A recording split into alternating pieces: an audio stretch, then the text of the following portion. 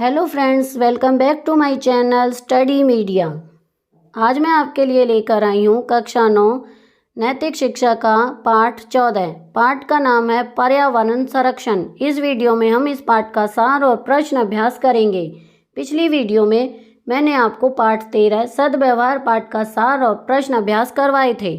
अगर आप मेरे चैनल पर नए हैं और अभी तक आपने मेरे चैनल को सब्सक्राइब नहीं किया है तो प्लीज़ मेरे चैनल को सब्सक्राइब कर लें और बेल आइकन को ज़रूर दबाएं।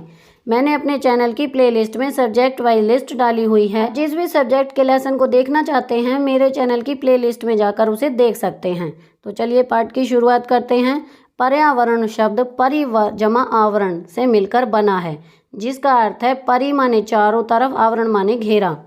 जो कुछ हमें चारों तरफ से घेरे हुए हैं वह सब पर्यावरण है। मिट्टी, जल, वायु, मृदा, प्राणी आदि सभी पर्यावरण के घटक अंग हैं। इनमें परस्पर होने वाली भौतिक जैविक प्रक्रियाएं भी पर्यावरण के अंतर्गत आती हैं। विभिन्न तत्वों की अनुपातिक भिन्नता के कारण अलग अलग स्थानों के पर्यावरण में पर्याप्त विविधता देखने को मिलती है। किसी स्थान विशेष के पर्यावरण निर्माण में मानव अंतिम महत्वपूर्ण व क्रियाशील घटक है। सबसे बुद्धिमान प्राणी होने से मानव ने पर्यावरण का दोहन सबसे अधिक किया है। उसने नवीन तकनीक पर आधारित कलपुर्जों तथा मशीनों के आविष्कार से कृषि, उद्योग तथा व्यवसाय के क्षेत्र में अपूर्व बदलाव लाकर विकास की नई परिभाषा गढ़ ली है। ऐसा विकास जिसमें उसने वर्तमान पीढ़ी की खुशहाली के लिए अगली पीढ़ी के विनाश की नींव रख दी है। प्राकृतिक संसाधनों के अत्यधिक दोहन से प्राणी मात्र के लिए संकट खड़ा कर दिया है। जल, थल और नभ कोई भी अछूता नहीं है। सब कुछ उपयोग कर लेने की मानव प्रवृत्ति एक नए प्रकार के पर्यावरण की रचना कर रही है, जिसमें जाने अनजाने सब कुछ दूषित हो रहा है। पर्यावरण से अवांछित तत्वों की वृद्धि ने मिट्टी, जल, वायु आदि को प्रदूषित कर दिया है। जल प्रदूषण, मानव ने नदियों से नहरें निकालकर बंजर भूमि को उपजाऊ बनाया, अन्न के भंडार भर दिए। वह विद्युत उत्पादन कर अनेक कार्य सिद्ध कर रहा है, लेकिन अफसोस यह है कि वह जल के सीमित प्रयोग की बात भूल गया। इसलिए आज हमें जल संकट का सामना करना पड़ रहा है।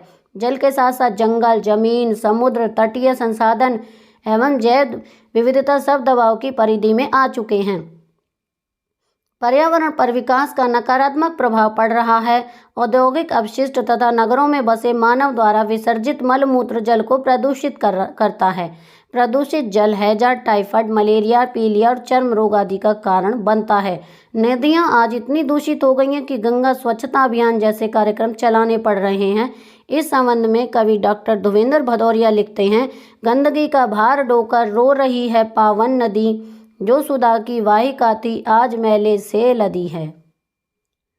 जल जीवन की अनिवार्यता है। जल की शुद्धि के लिए हमारे प्राचीन ग्रंथों में बहुत कुछ लिखा गया है। मनुस्मृति में कहा गया है कि पानी में मल, मूत्र, थूक, खून, जहरीले पदार्थ या अन्य दूषित पदार्थ न जाएं। अब प्रश्न उठता है कि जल के संरक्षण का इतना संरक्षण कैसे करें, कौन करे, धन कौन जुटाए आदि। इस विषय में आदर्श रूप में मैगसेसे पुरस्कार से पुरस्कृत राजेंद्र सिंह का उदाहरण ले सकते हैं, जिन्होंने ग्रामीण समुदाय के सहयोग से राजस्थान के अलवर जिले की धरती को पुनः हरा भरा बनाने में सफलता हासिल की। उन्होंने सूख चुके जोड़ों की पुनः खुदाई करवाई, उनमें वर्षा का पानी संग्रहित होने लगा और धीरे धीरे भूजल स्तर बढ़ा। लोगों ने श्रमदान, धन दान दिया और खोई हुई खुशियां पुनः प्राप्त की। आवश्यकता है कि सब जगह इस प्रकार के साझे प्रयत्न से जल का संग्रहण किया जाए। वर्षा जल के संरक्षण में आम लोगों की सहभागिता से जल संकट दूर हो सकता है। हमारा दायित्व भी है कि तालाबों, जोड़ों आदि में कपड़े न धोएं, आवश्यकता अनुसार ही पानी का प्रयोग करें। नहाने के लिए बाल्टी मग का प्रयोग करें। प्रयोग किए गए अशुद्ध पानी को शुद्ध करने की व्यवस्था करें। वाहनों को नलिका की सहायता से ना धोएं। औद्योगिक अपशिष्ट नदियों में न डालें। इसके लिए कूड़ेदान वाले कानून हो और उनका ईमानदारी से पालन हो। वायु प्रदूषण, सड़कों पर बहती वाहनों की संख्या, उनसे निकलते धुएं, चिमनियों के धुएं ने वायु को इतना प्रदूषित कर दिया है कि ठीक से सांस लेना मुश्किल हो रहा है। दमा, अस्थमा आदि के रोगियों की संख्या निरंतर बढ़ रही है। वातानुकूलित वाहनों के अधिक प्रयोग आदि से ओजोन परत क्षीण हो रही है, जिससे कई तरह की बीमारियां बढ़ रही हैं। सरकार ने वायु गुणवत्ता सूचकांक जारी किया है। इसके द्वारा कोई भी व्यक्ति अपने घर पर ही अपने शहर की वायु की गुणवत्ता की जाँच कर सकता है।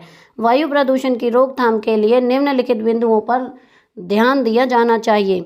वाहनों का सीमित प्रयोग करें। यदि एक ही संस्थान में आसपास के कई कर्मचारी जाते हैं तो वे अलग अलग गाड़ियों में जाने की अपेक्षा एक गाड़ी से जाएं। ऐसा करने से पेट्रोल की बचत होगी और प्रदूषण पर भी रोक लगेगी। यातायात के सार्वजनिक साधनों का प्रयोग करें। सप्ताह में 2-3 दिन साइकिल का प्रयोग करें। छोटी दूरियां पैदल तय करें। कारखानों की चिमनियां ऊंची व प्रदूषक नियंत्रक बोर्ड के नियमानुसार होनी चाहिए। खेतों में पराली न जलाएं। अधिक से अधिक संख्या में पौधे लगाएं।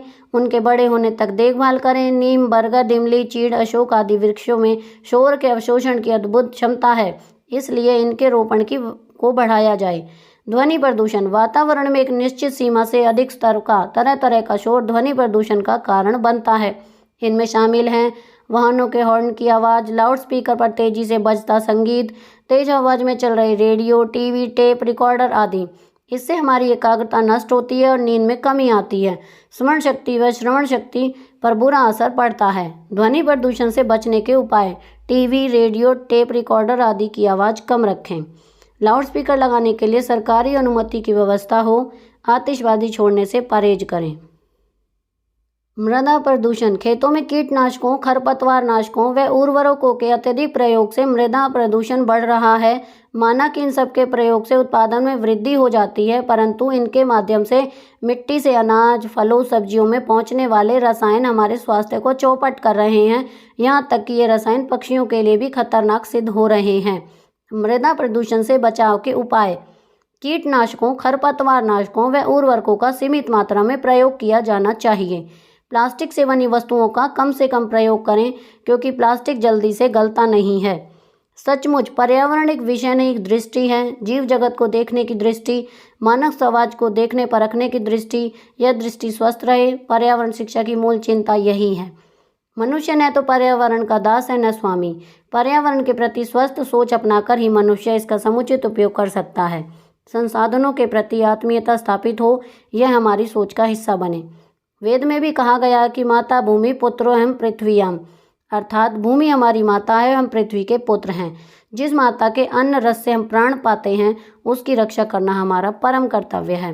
पर्यावरण को प्रदूषित करने वाले हम मानव हैं, तो इसको संवारने, सुरक्षित रखने का दायित्व भी हमारा ही है। ऐसा करने से ही मानव और पर्यावरण के समुचित सुरक्षा हो सकेगी। इसलिए एक साझी सोच हो, संसाधन सलामत रहें। अब हम इस पाठ के प्रश्न अभ्यास करेंगे। पहला प्रश्न है, पर्यावरण से क्या अभिप्राय है?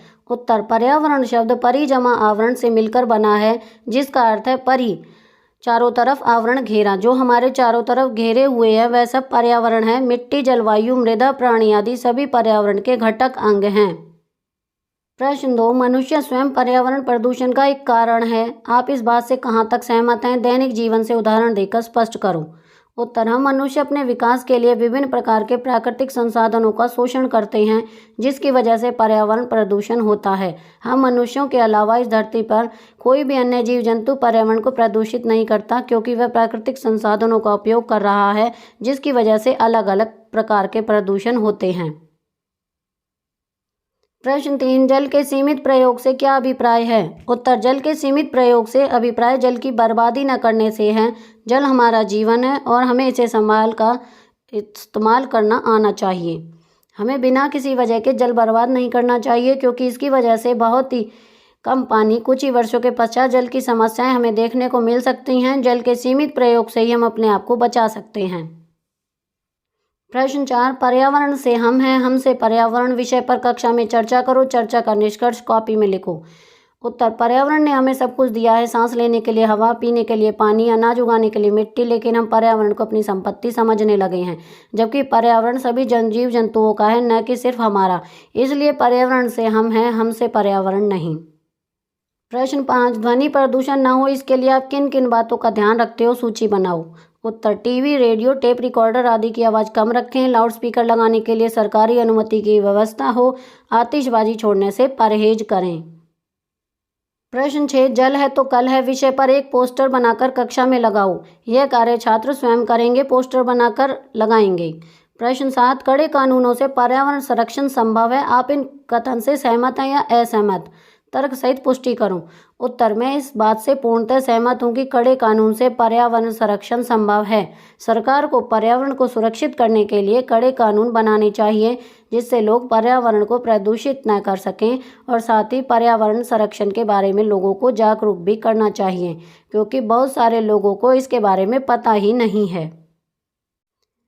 प्रश्न 8, सब संसाधन रहे सलामत विषय पर एक आलेख तैयार करो। उत्तर, जिस प्रकार हम संसाधनों का इस्तेमाल कर रहे हैं, हम इसी रफ्तार से चलते रहे तो हमारी आगे आने वाली पीढ़ी इन प्राकृतिक संसाधनों का प्रयोग नहीं कर पाएगी। हमें आगे आने वाली पीढ़ी के लिए भी बचा कर रखना चाहिए। सब संसाधन सलामत रहेंगे तभी आगे आने वाली पीढ़ी और ज़्यादा तरक्की कर पाएगी। प्रश्न 9, पर्यावरण संरक्षण के प्रति जागरूकता लाने के लिए आप क्या योगदान दे सकते हैं? उत्तर, पर्यावरण संरक्षण के प्रति जागरूकता लाने के लिए मैं लोगों को पेड़ लगाने के लिए प्रोत्साहित कर सकता हूं और साथ में ही जल को व्यर्थ बहाने से बचा सकता हूं। अपने आसपास हो रही जल की बर्बादी को हम लोगों को समझाकर रोक सकते हैं। प्रश्न 10, वृक्षों की महिमा न्यारी विषय पर कोई गीत कविता लिखो व अपने साथियों को सुनाओ। यह कार्य छात्र स्वयं करेंगे। तो यहाँ पर हमारी ये वीडियो खत्म होती है। अगली वीडियो में मैं आपको पाठ 15 बोध कथाएं पाठ का सार और प्रश्न अभ्यास करवाऊंगी। आपको मेरी ये वीडियो कैसी लगी मुझे कमेंट करके ज़रूर बताएं। मेरी वीडियो को लाइक करें, शेयर करें और चैनल को सब्सक्राइब करना ना भूलें। Thank you.